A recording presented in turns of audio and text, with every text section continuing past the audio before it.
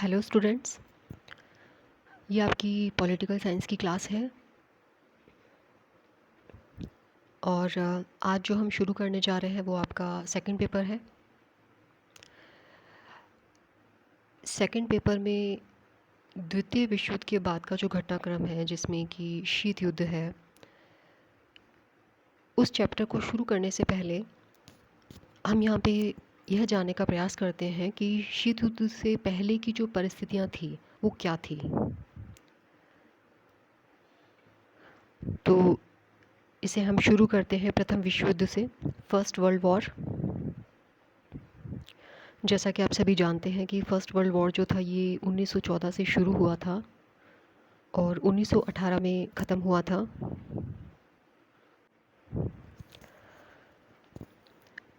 देखिए, युद्ध कब होता है? जब देशों में एक दूसरे के प्रति अविश्वास की, नफ़रत की भावना, भय की भावना जब चरम पर हो जाती है, अपने पीक पॉइंट पे आ जाती है, तब ऐसे में युद्ध छिड़ता है। और ये तो विश्व युद्ध था, यानी कि इसमें विश्व के प्रमुख देश शामिल थे। ऐसे माहौल में क्या होता है कि ज़रा सी भी घटना, ज़रा सी भी कोई भी कारण युद्ध की आशंका को या युद्ध को जन्म दे सकता है।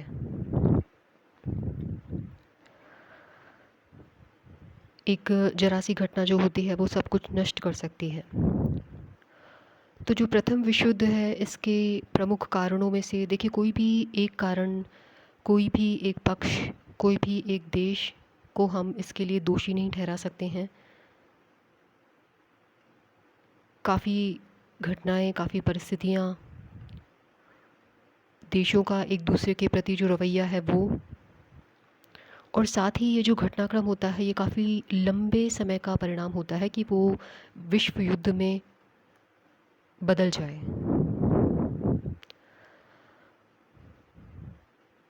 तो यहाँ प्रथम विश्व युद्ध के जो कारण थे, उनमें से हम प्रमुख कारणों को अगर जानना चाहें तो देखिए, हर जो राष्ट्र होता है उसका अपना हित होता है जिसे राष्ट्रीय हित कहते हैं। तो विभिन्न जो राष्ट्र थे उनके हित आपस में टकराने लगे, उनमें प्रतिस्पर्धा की भावना जन्म लेने लगी और इस प्रतिस्पर्धा और अविश्वास के माहौल में वो गुटबाजी करने लगे। यानी कि अलग अलग देश जो थे वो अपने समान हितों के गुट के साथ में जुड़ने लगे। देशों के बीच में सैन्य प्रतिस्पर्धा बढ़ी। ना केवल उन्होंने अपने सैनिकों की संख्या में वृद्धि की, बल्कि विभिन्न तरह के जो हथियार थे उनको भी शामिल किया। यानी कि एक तरीके से सैन्य होड़ देशों के बीच में स्टार्ट हो गई। और भी कई कारण थे, जैसे कि समाचार पत्रों की भूमिका इत्यादि। तो इस प्रकार से 1914 में जो प्रथम विश्व युद्ध था वो शुरू हुआ।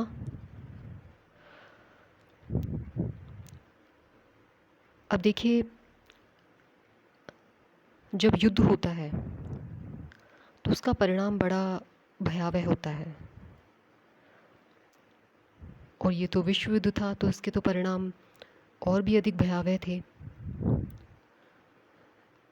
उन परिणामों में हम राजनीतिक, सामाजिक, आर्थिक कई प्रकार के परिणाम देख सकते हैं। अगर हम सामाजिक परिणामों की बात करें तो बहुत अधिक जन और धन की हानि हुई। देखिए, कितने ही लोग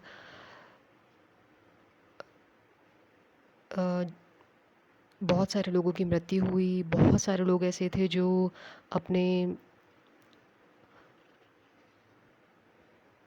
गंभीर रूप से बीमार पड़े।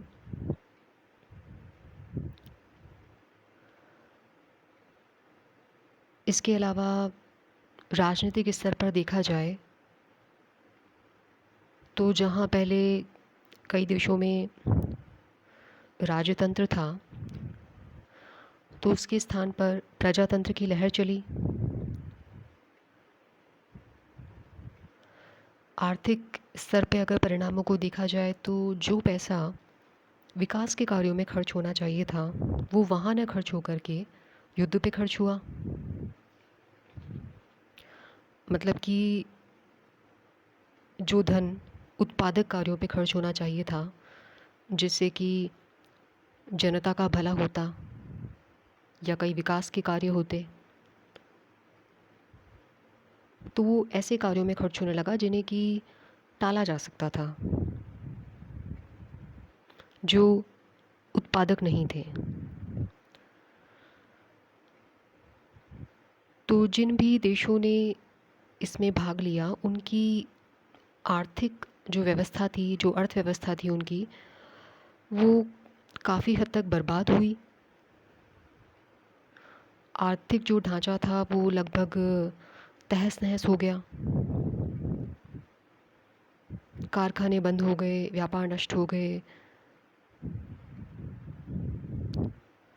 और सबसे बढ़ कर के देखिए, जो आम जनता होती है, मान लीजिए कि दो देशों के मध्य युद्ध छिड़ा होता है, तो उन देशों की जो जनता होती है वो एक तनाव वाले, भय वाले माहौल में जीती है। तो इतने लंबे समय तक चलने वाले विश्व युद्ध में आप कल्पना करके देखिए कि वहाँ का सामान्य जनजीवन किस माहौल से गुजर रहा होगा। अब देखिए, जो प्रथम विश्व युद्ध था, इसमें राष्ट्र दो विरोधी खेमों में बट गए थे। एक तरफ थे मित्र राष्ट्र, इंग्लैंड, फ्रांस, रूस, अमेरिका। अमेरिका जो था वो प्रथम विश्व युद्ध में बहुत बाद में जाकर के शामिल हुआ था, 1917 में। और जो धुरी राष्ट्र थे उनमें जर्मनी है, टर्की है, ऑस्ट्रिया हंगरी है इत्यादि। अब जब प्रथम विश्व युद्ध समाप्त हुआ 1918 में, तो इसके बाद यह आवश्यकता महसूस की जाने लगी कि कोई ऐसी व्यवस्था अपनाई जाए, कोई ऐसी नीति अपनाई जाए जिससे कि ऐसी जो भयावह घटना है, ऐसी जो परिस्थितियां हैं, वो दोबारा जन्म ना लें। तो इसीलिए इसी बात को ध्यान में रखते हुए 1919 में पेरिस का सम्मेलन हुआ। इसमें बहुत से राष्ट्रों को आमंत्रित किया गया और इस सम्मेलन का जो उद्देश्य था वो ये था कि कुछ संधियां इसके अंतर्गत की जानी थी। जैसे कि इन संधियों में सबसे ज़्यादा जो इम्पोर्टेंट या महत्वपूर्ण मानी जाती है वो संधि थी जर्मनी के साथ में, वर्साई की संधि।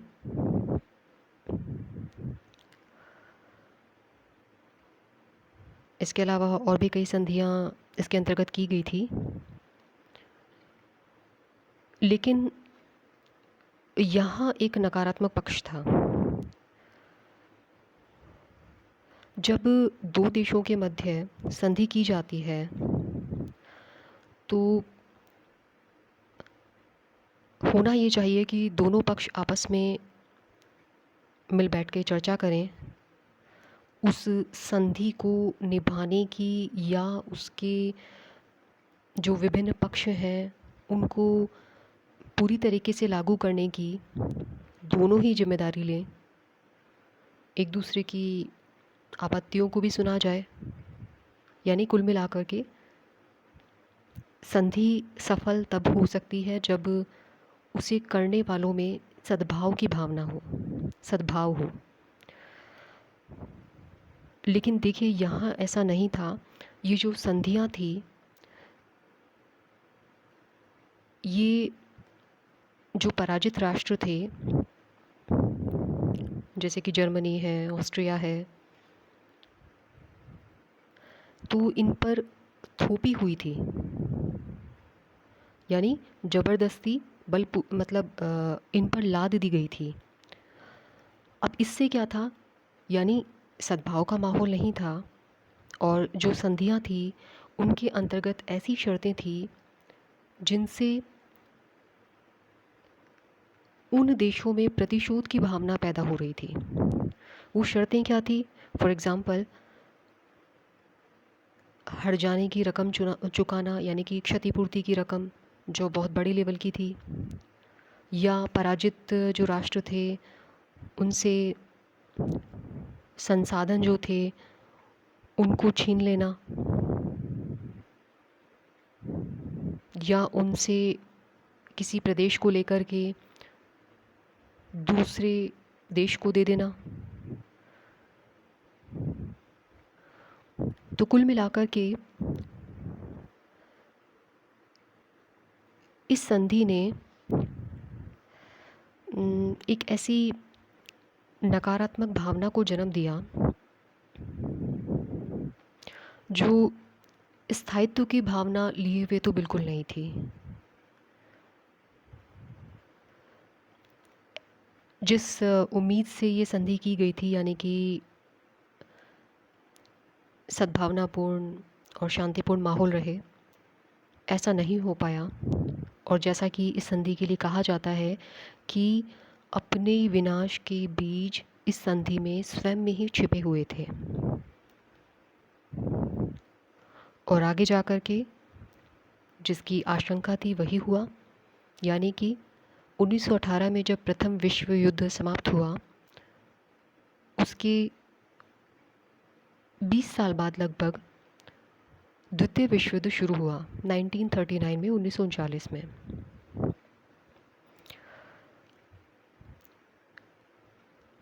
इसी के साथ ही राष्ट्रसंघ की स्थापना हुई।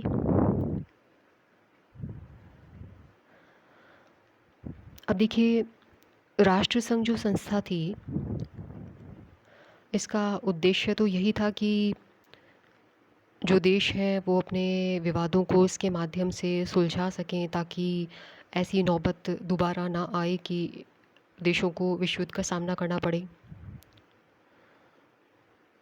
लेकिन राष्ट्रसंघ जो था वो अपना उद्देश्य पूरा नहीं कर सका।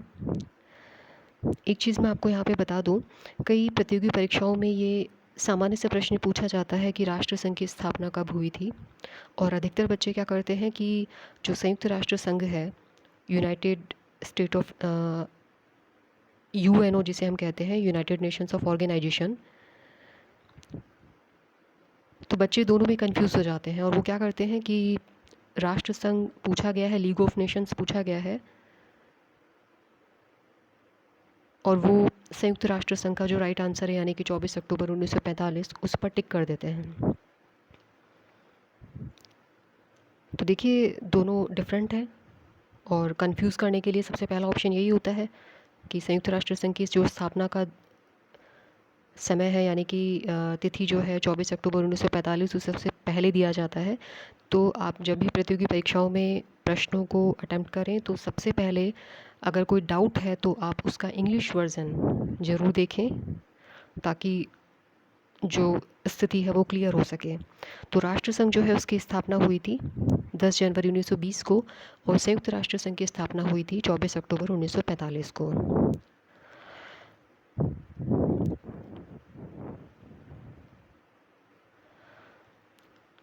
तो संयुक्त जो राष्ट्र संघ था वो अपने उद्देश्यों में सफल नहीं रह सका। शस्त्रों की जो होड़ थी वो फिर से शुरू हुई, और जैसा कि अभी हमने चर्चा की, जो वर्साई की संधि थी जिसमें कहीं ना कहीं पराजित राष्ट्रों में प्रतिशोध की भावना जन्म ले रही थी, इन सब कारणों ने द्वितीय विश्व युद्ध को जन्म दिया।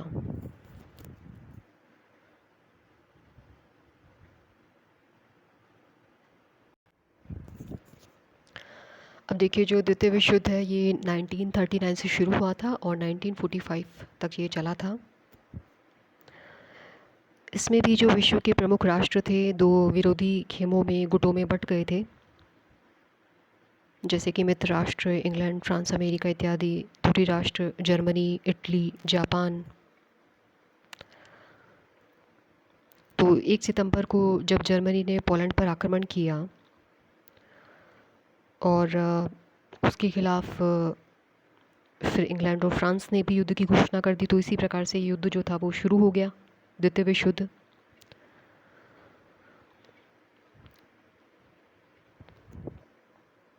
अब जब द्वितीय विश्व युद्ध 1939 से शुरू हुआ था और 6 अगस्त को देखिए, 6 अगस्त 1945 को अमेरिका ने हिरोशिमा पर, जो कि जापान में है, परमाणु हमला किया। और 9 अगस्त 1945 को नागासाकी, ये भी जापान में ही है, इस पर परमाणु हमला किया। परमाणु बमों का नाम था लिटिल बॉय और फैटमैन। और परमाणु हमले के साथ ही 14 अगस्त 1945 को जापान ने बिना शर्त के आत्मसमर्पण कर दिया। इस प्रकार से द्वितीय विश्व युद्ध जो था वो ख़त्म हुआ।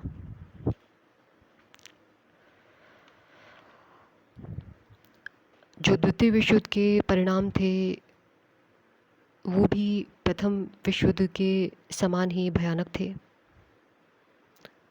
अपार जनधन की हानि होती है।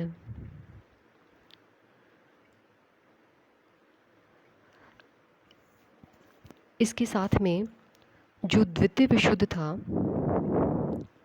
उसके और अनेक क्या परिणाम हुए, इनका हम अध्ययन करते हैं। देखिए, अमेरिका जो था उसका महाशक्ति के रूप में उदय हुआ। अमेरिका इस युद्ध में शामिल हुआ था, लेकिन यह युद्ध अमेरिका की धरती पर नहीं लड़ा गया था। तो अमेरिका, देखिए, कोई भी राष्ट्र जो होता है वो शक्तिशाली कब बनता है, जब उसके पास में बड़ा क्षेत्रफल हो, उसका जो भूभाग है वो इस प्रकार का हो कि आसानी से कोई इस पर आक्रमण ना कर पाए, जो संसाधन है उनकी प्रचुरता हो। ये सारी बातें अमेरिका के साथ थी। तो धीरे धीरे एक महाशक्ति का रूप लेने लगा और जो अन्य राष्ट्र थे उनको विभिन्न तरह की सहायता के द्वारा अपने गुट में शामिल करने का प्रयास करने लगा। किसी के साथ में कोई सैनिक संधि करके, किसी के साथ में कोई व्यापारिक संधि करके, या किसी जगह कोई सैनिक अड्डों की स्थापना करके। तो इससे क्या होता था कि उस देश पर तो प्रभुत्व स्थापित होता ही था, साथ में जो उसके आसपास के अन्य देश थे उन पे भी वो निगरानी रख पाता था। इसी प्रकार से सोवियत संघ जो है इसका महाशक्ति के रूप में उदय हुआ। और इधर अगर अमेरिका अधिकाधिक राष्ट्रों को अपने गुट में शामिल करने का प्रयास कर रहा था, उसी तरीके से जो सोवियत संघ था इसने भी ज़्यादा से ज़्यादा राष्ट्रों को अपने गुट में शामिल करने का प्रयास किया। तो इस प्रकार से देखिए, जो अंतर्राष्ट्रीय राजनीति थी उसमें परिवर्तन आया द्वितीय विश्व युद्ध के बाद में, कि दो बड़े गुट, दो महाशक्तियाँ जो थी उनका उदय हुआ। इसी के साथ ही एशिया, अफ्रीका, इनका उदय हुआ, पुनरुत्थान हुआ। अभी तक तो क्या था कि एशिया और अफ्रीका के जो अनेक देश थे वो उपनिवेश बने हुए थे। और इस विश्व युद्ध की समाप्ति के साथ ही एशिया अफ्रीका के अनेक देश स्वतंत्र होने लगे, जैसे कि भारत भी।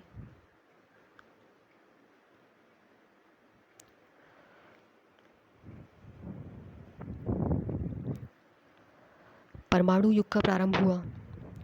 जैसे कि अभी आपने अध्ययन किया कि अमेरिका ने जापान के हिरोशिमा और नागासाकी पर परमाणु हमला किया। तो अभी तक तो परमाणु हथियारों पर अमेरिका का ही एकाधिकार था इस घटना तक। उसके बाद में ये एकाधिकार, ये जो मोनोपोली थी, ख़त्म हुई। सोवियत संघ ने भी अपना परमाणु परीक्षण किया 1949 में। इसी प्रकार से ब्रिटेन ने 1952 में किया, फ्रांस ने 1960 में किया, चीन ने 1964 में परमाणु परीक्षण किया। भारत ने, जैसा कि आप जानते हैं, कि पोखरण में 1974 में परमाणु परीक्षण किया। तो इस प्रकार से परमाणु युग का प्रारंभ हुआ। तो इससे पहले जब विश्व युद्ध था, प्रथम विश्व युद्ध, द्वितीय विश्व युद्ध, तो उसमें तो क्या था कि किसी न किसी देश की ज़मीन पर लड़ा गया था। सैनिक जो थे वो आमने सामने लड़े थे। अब जो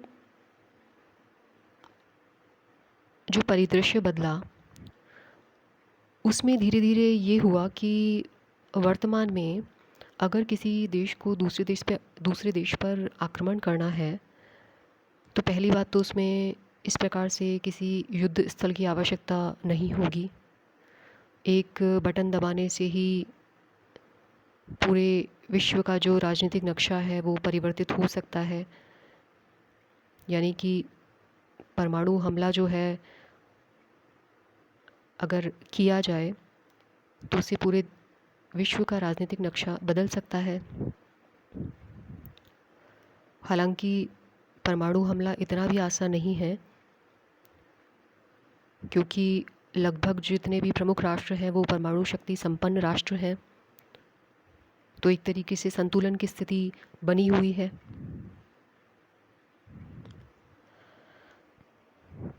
और गुटनिरपेक्ष आंदोलन जो था उसका जन्म हुआ। इससे पहले जो पॉइंट है, शीत युद्ध का प्रारंभ, इसे हम डिटेल में अच्छे से जानेंगे। गुटनिरपेक्ष आंदोलन का जन्म कैसे हुआ? देखिए, अभी हमने पढ़ा कि एशिया और अफ्रीका के कई राष्ट्र जो थे वो स्वतंत्र हुए, जो पहले उपनिवेश थे। तो ये जो गुटनिरपेक्ष आंदोलन था, इसका प्रमुख मकसद क्या था कि जो नए राष्ट्र जिनका उदय हो रहा है, जो स्वतंत्र हो रहे हैं, ये गुटों की राजनीति से दूर रहें। अभी हमने अध्ययन किया, एक तरफ था अमेरिका, एक तरफ था सोवियत संघ। तो ये विभिन्न तरीके के प्रलोभनों के द्वारा, संधियों के द्वारा अन्य देशों को अपने गुट में शामिल करने का प्रयास कर रहे थे। तो इस प्रकार की जो गुटों की राजनीति, उससे दूर रहा जाए, किसी के साथ भी सैनिक संधि नहीं की जाए। और सबसे महत्वपूर्ण बात जो गुटनिरपेक्ष आंदोलन की थी वो ये थी कि स्वतंत्र विदेश नीति का विकास किया जाए। इसके अलावा द्वितीय विश्व युद्ध के जो परिणाम हुए थे, उनमें स्थानीय प्रादेशिक संगठन जो थे उनका उदय हुआ। इसे भी हम डिटेल में जानेंगे, जैसे कि सीटो है, नाटो है, वार्सा पैक्ट है, इत्यादि संगठन बनने लगे। तो स्टूडेंट्स, ये था प्रथम विश्व युद्ध और द्वितीय विश्व युद्ध, और इसकी वैश्विक स्तर पर क्या परिणाम हुए। हमारा जो नेक्स्ट चैप्टर है वो है शीत युद्ध।